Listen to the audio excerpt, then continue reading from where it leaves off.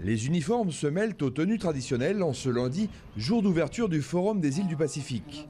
Et si ces îles sont reliées entre elles, c'est grâce aux wakas, les pirogues traditionnelles.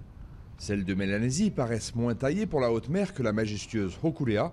Ce waka, Te Puke, parcourt le vaste archipel des Salomon et le directeur de l'association, un ancien médecin, est fier qu'il n'y ait que des jeunes à bord. Nous commençons à former notre jeunesse. Nous leur expliquons comment se préparer pour construire un waka. Il faut d'abord faire le jardin. C'est la première chose que tu dois savoir avant de passer à de plus grandes choses. Si tu ne sais pas comment faire un jardin, tu ne peux pas construire un waka. Quelques francophones se sont glissés dans l'équipage de l'autre waka, Utoni Yalo, la sœur fidjienne de la pirogue tahitienne Fa'afafite. Ils souhaitent que 30% des eaux soient classées en aire marine protégée et qu'on s'appuie sur le savoir des populations du Pacifique.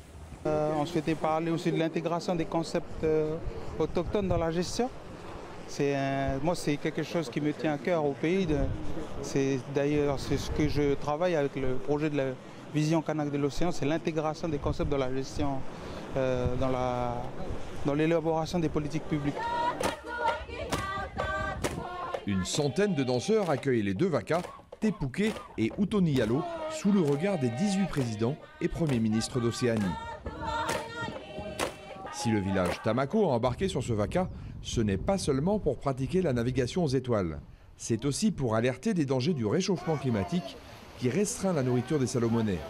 C'est une jeune lanceuse d'alerte, Lidjela, qui a été choisie pour porter ce message. Nous avons parlé de nos îles qui sombrent. C'est la réalité du changement climatique. Nos îles s'enfoncent, nos coraux meurent, et ce sont les impacts que mon peuple subit déjà. Le message que nous apportons est simple mais urgent. Nous appelons nos dirigeants mondiaux à se tourner vers nous et à nous aider. Lidjela est persuadée que les dirigeants du Pacifique sauront entendre la voix de son petit village. Le cri des peuples d'Océanie qui refusent de disparaître.